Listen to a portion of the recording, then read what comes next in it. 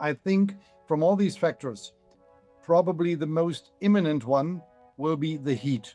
TV slots are aiming at the European market, which means that in North America, many matches are played quite early on the day when the sun is high and when the temperatures are on the rise. Players usually, it's relatively rare that they collapse, that they really have severe heat disease. What they do is they pace themselves down before. Walk around the plane, drink enough, wear compression garments. This is the most important thing you can do. Go to North America as early as possible and adapt to the heat, because that's most effective.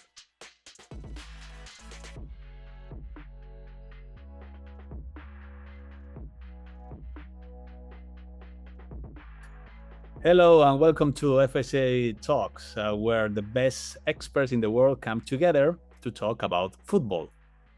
My name is Jesús Olmo. I'm the co-founder of FSI, also medical director of Cybernetic London and former head of medical and performance services and at Real Madrid Football Club. And today, the FSI Talk will be about the performance, I would say the health and performance challenges of the FIFA, the next FIFA World Cup 2026 in the United States and Mexico. This will be a tournament unlike any previous tournament. For the first time, players will face a unique combination of different environmental factors like extreme heat, altitude, air pollution, long distance travel, and congested schedules across 3 countries. These environmental challenges could directly affect not only performance, but also player health and recovery. And today, we are going to explore the science behind these risks and the evidence-based strategies that teams can use to prepare for this tournament. And there is no better person to discuss it with all of you than FSI Professor Tim Meyer. Tim, welcome to FSI Talks. Thanks for the invitation. Okay, Tim Meyer doesn't need any introduction, but I would say that he's a full professor and medical director of the Institute of Sports of Saarland University, also chief medical officer of UEFA and for the German national team. So a very important person for health in general and in football. Tim, are you ready for the World Cup? I am, although I'm not responsible anymore for the team, Okay. but serving as the chairman of the medical committee. But nevertheless, of course, this upcoming World Cup has created a lot of questions: how to do this, how to do that. An interesting one, to be honest. Okay, I think you have published, among others, a super interesting paper called the 2026 Men's Football World Cup: Evidence-Based Guidelines to Protect Player Health and Performance from Environmental Challenges. It's a review article. What is like an amazing thing. It's an amazing Bible of what to, and I think it's a must read. You need to read this to really have the guidelines to prepare the challenges that we are going to face on the World Cup. All of our viewers that want to know can read the paper, but we will have some comments about the most important things about this paper. So, in your opinion, what could be, because we have several challenges. We have mainly the extreme heat, the altitude, the air pollution, seasonal allergens and airborne illnesses, and the travel. Because we know that there is across the whole continent, the North American continent, will be 4,000 kilometers from north to south and more than 4,000 from east to west. So, according to all these factors, what you think that it could be the biggest challenge, the biggest thing to take in your mind, if there is one? I know there is many, but what could be the most important one? Well, before I answer that, let me say a quick thank you to Chris Ash, who has spent the most work into this article and also has put together some nice illustrations which summarize the text for a quick view. Yeah. And to Lee Taylor, they did most of the work, but nevertheless, I hope that it has become readable. And to come back to your question, I think from all these factors, probably the most imminent one will be the heat. This does not mean that the other factors do not count, but I think it's very likely that the heat will have a profound influence on players' preparation, maybe even on the matches. We will see. So that's almost safe. And one factor is, of course, the daytime when the matches are played, because TV slots are aiming at the European market, which means that in North America, many matches are played quite early on the day when the sun is high and when the temperatures are on the rise, not even either on the rise or already high. We recently saw Yannick Sinner collapsing from heat in Roland Garros, and we know the effects of heat on players' performance. There are some also on the health, because it can be also a heat stroke. There is some strategies that you can use, long term and short term. Long term means some adaptation to play in the heat. It means doing heat exposures. What do you think would be the? This is difficult for the teams because you need many days exposing the players to heat. What do you think? Do you think first? Do you think the teams are doing this? Second, what is the most effective strategy or most efficient strategy given the times constraint that the teams have to prepare the World Cup? I think that the most similar tournament to the one that we are facing now has been the one in Brazil, with the high temperatures, also humidity and long travels. So one can possibly learn from what has been done at that time. Fortunately for that World Cup, we were the winner, so at least our strategies cannot have been so wrong. And I think that if I had to name one key consideration, it is to be in the heat or in a hot environment as early as possible to acclimatize. Of course, the fixtures may make this a bit more difficult in some teams, but my advice to everybody would be go to North America as early as possible and adapt to the heat, because that's most effective. However, there are other measures to be taken, and I think among them, the most important one is fluid intake. And fluid intake is not something that you should start 1 hour prior to competition, but that's a task for the players every day. And I think for the team behind the team, it is important to offer fluid to the players as freely as possible, so they adapt to drinking frequently. Players from hotter countries know that. They may even have adapted to that in their childhood. But if you come from the middle of Europe, like a player from Germany, you may even have to learn it or at least adapt to it. And it helps if staff offers that every time. Of course, this is not the only measure. There are some external and internal cooling measures. But if I had to name two, acclimatization is first, fluid intake is second. So we understand that you need to go with the players, and instead of avoiding the heat during the training sessions, you must actually look for them, okay, to expose the players to these temperature conditions. What do you think about the cooling breaks? Do you think there are an effective measure, or is it insufficient? Well, it has been shown in 2 laboratory studies and in 1 field study that they are indeed effective in reducing the core temperature. So that has been done in the lab of Julien Perriat in Canberra, and it has been done by our group in Mexico. And it was really shown that it is helpful. This does, of course, not mean that you can mitigate every temperature just by having a cooling break. So you might have to do more than that, but definitely the cooling breaks are effective. What FIFA has decided now is that they have cooling breaks for each match, regardless of the temperature, which is fine from a health perspective, of course. Still, after the tournament, when other matches are played, it may still be necessary to rethink the threshold for such cooling breaks, which is quite high at the moment. So outside of this FIFA World Cup, it is 32 degrees WBGT, which is quite a high measurement.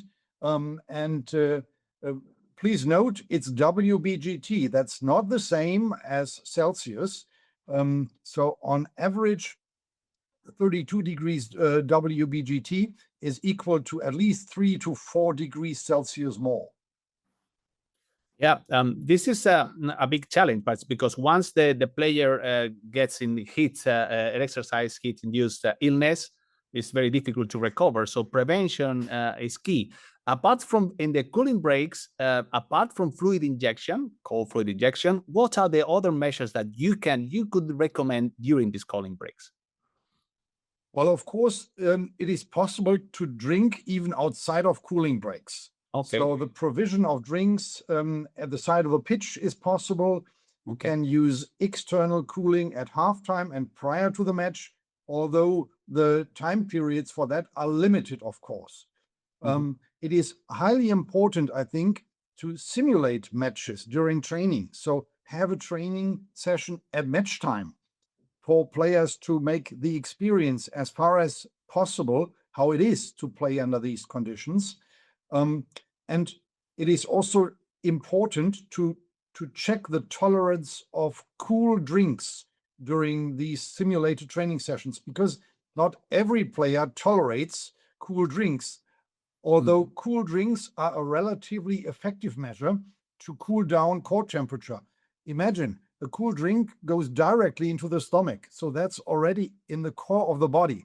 That's usually much more effective than cooling from at the skin. Yeah, the skin. Is there any clinical symptom or any metric that you can control in the players during the game to detect when the player is being affected by exercise heat? Well, it's not so easy. So of course, players can be informed about possible symptoms, but maybe team staff is even a little bit reluctant to do that, because then players may start to think about only that. So theoretically, of course, it is now possible to measure core temperature with an ingested pill. However, I do not expect that players will do that during the tournament. First of all, they don't like it, and secondly, with such a pill, you usually can't go into an MRI after the match. So in case of an injury, there are really limitations. So this means you are limited to the symptoms that players report to you. That can be dizziness, that can be swindle, that can even be early fatigue. And you have mentioned Zinner's match in Paris, which was not even under the highest temperatures, but he reported to feel dizzy, but he even reported that he did not go into the match feeling completely well.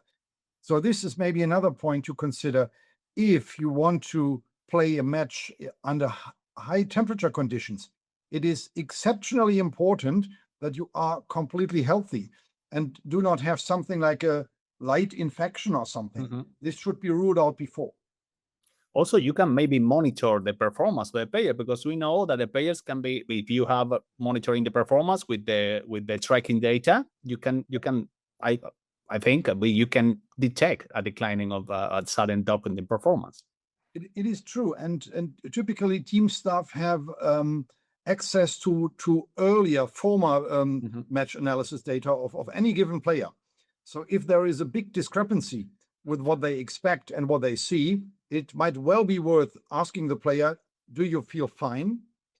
What we know from scientific investigations is that players usually, it's relatively rare that they collapse, that they really have severe heat disease. What they do is they pace themselves down before. But of course, this is not in the interest of the team. So recognizing this is key to either intervene if that is still possible, or maybe substitute the player. Yep. Very interesting. Something to be taken into account for sure. Let's move to the other environment factor. Let's move to altitude. We know that it's only two venues that we have this problem: Guadalajara and Mexico. Mexico probably the most challenging because it's 2,200 above sea level. But Mexico DC will be, or City of Mexico, will be an important venue. So, do you think that the teams that can possibly play on Mexico, the Mexico City, should prepare themselves, should acclimatize to altitude previously to the World Cup? Definitely yes. Altitude is an absolutely decisive factor, and an altitude as high as 2,200 meters or above is really something that you can't easily manage if you're not acclimatized. There is no single measure to make up for that. So, for example, if you can cool your body to prepare for the heat, you can't do anything to prepare your body for altitude except for acclimatization. Yeah. And of course, when you play your first match in Mexico City or Guadalajara, then you can go there early enough. But if you play one of the matches during the tournament, of course, the time to acclimatize is much shorter. So really, really a problem. I know from teams from South America who play away matches at altitude that they fly in very late and prepare for these matches during training with lighter balls, because even the ball flies a bit different at that altitude, and it is used to at sea level. So yeah, there is no real solution. If you have just one match at altitude in the middle of the tournament, the only thing you can do is go there as early as possible. But I would not advise, to be honest, to go into an altitude training camp, because typically they are in relatively boring circumstances. For a team with 26 young men, that's not easy to manage. And typically football coaches, as good as they are educated, they don't have experience with altitude training, and you can make a lot of things wrongly. So that is no choice typically. Yeah, I know, because we, as you know, FSI, we're based in Granada. We have a altitude center, and we used to use altitude with for training players, but you know that that it is quite different. It's quite different. One player or a team organizing a training stage at altitude is difficult. In Granada, we have everything. We have altitude, we have heat, we have everything. But you need 2 weeks. 2 weeks is a lot. Yeah, and your environment is among the most interesting ones at that altitude all over the world. Yeah, I know, because we have 200, 2,000, and then in half an hour you are at normal altitude. So Granada is a unique place for acclimatization, but we know that training in altitude is also a performance, can be a performance increaser. Okay, yes. So. But I agree with you that it's something that I don't know about any team that is going to be in Sierra Nevada for 2 weeks. There are other sports that do, but I think that in football, I agree with you, it's a very difficult environment to do this. But I agree that you need acclimatization. If not, you are there is a study that for a team that is acclimatized to altitude, there is an advantage of half a goal every 1,000 meters of difference. So it would be like one goal. If you're in Mexico, if you are acclimatized, you have one goal of advantage at the end of the game, at the beginning of the game. Yes, a co-worker of mine, Oliver Faude, has analyzed the 2010 World Cup under this perspective, and it was quite clear that those ones who took the team base camp at altitude had a clear advantage. So the acclimatized ones. So I wouldn't like to play against Mexico in Mexico City during this World Cup. Okay, super interesting. And then let's move to the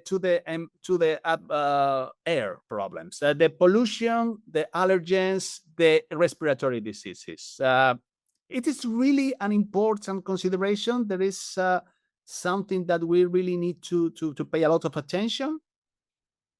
Well, fortunately, we are in the summer in that area of the world where the World Cup is played. That mitigates one factor. So you enter a new environment, and this new environment has infectious agents that your body may not know. So there is no immunity against that.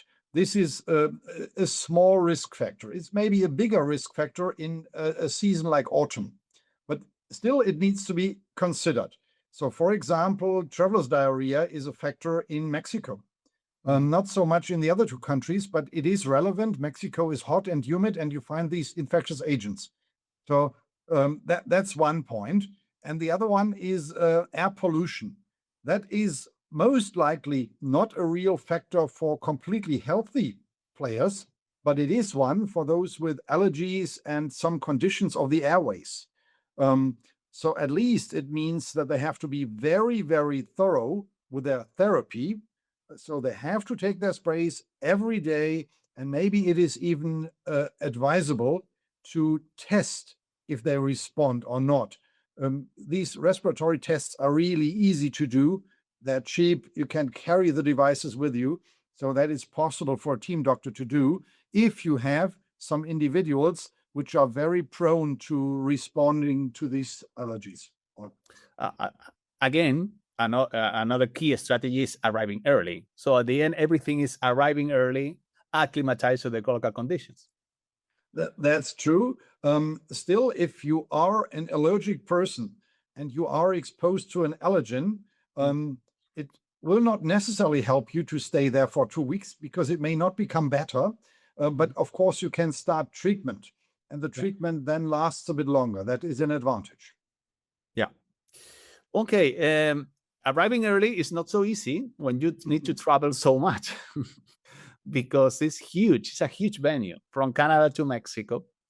So we have a challenge of traveling. Okay. So what are the key factors to control from the medical point of view in traveling in these conditions, in this World Cup?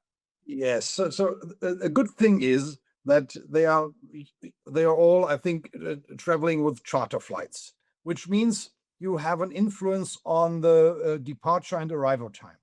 So it can be fit into your daily schedule as far as that is possible.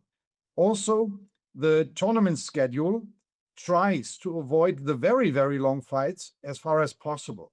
And the second point is the most difficult ones are the east-west or west-east flights. So north-south at least keeps you in the same time zone, whereas in the US, when you fly eastward from the west coast to the east coast and you have 3 hours time difference, that's really a critical one.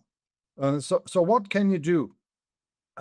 When it is about time zones, it can only be time management, adapting to the target time zone as early as possible. If you can do that during a tournament, this is not easy. Definitely take into account the typical schedule of the day, travel in between meals, maybe have a light training right after arrival. What can you do during the flight? Of course, you can wear compression garments. Maybe there is not a perfect evidence that this is helping with performance, but it definitely helps with well-being. So any player I know uses it and says, well, I feel better after the flight when I wear them. And second point is drink a lot during the flight. It is unavoidable for the airplane to have very, very dry air. The only way to keep your mucosa humid, moist, is to drink enough. Walk around the plane, drink enough, wear compression garments. This is the most important thing you can do. Yeah, well, otherwise it is an additional load on the players if you have long haul flights. I assume that the organization of the flights and the sleeping times and the times is absolutely critical. You think that the medical officers are involved in this planification of the flights? I would definitely recommend that. So, well, of course, the medical doctor of the team is not always well versed in these matters. So typically, if you're a trauma surgeon, this is not your main interest. It may make sense, if not yet established, to have someone with an exercise physiology and internal medicine background, in particular for this tournament. I think the big teams, they have it already, but maybe it's not a standard throughout all 48 teams. Okay, so imagine that you are a medical officer, you are not very well versed, you are not the highest, but you need to choose some key practical strategies for preparing the World Cup in general for environment factors. What would you advise for the doctors? The very first thing I would have done already in March, I would have asked my team manager to go to North America as early as possible. To maybe even last year when they talked about the team base camp, I would have asked for a hotter environment to acclimatize not only to the new time zone, but also to the heat. And then, of course, it depends a little bit on the predictable tournament schedule. Once you are drawn into a group, of course, you can at least make some assumptions. Now, what could be the venues you have to play in? And the only difficulty for which I don't have a perfect solution is when you have a match in Mexico City in the middle of the tournament. Yeah. This is really something you can't perfectly prepare for. Maybe you should go to Granada in the meantime then. Yeah, we were welcome. Okay, Tim, it has been an excellent review and of the current tendencies and the guidelines for the World Cup. Thank you very much. I wish you the best for Germany, except when playing with Spain. Thank you very much. You're welcome. Okay. Bye bye, Tim. Bye.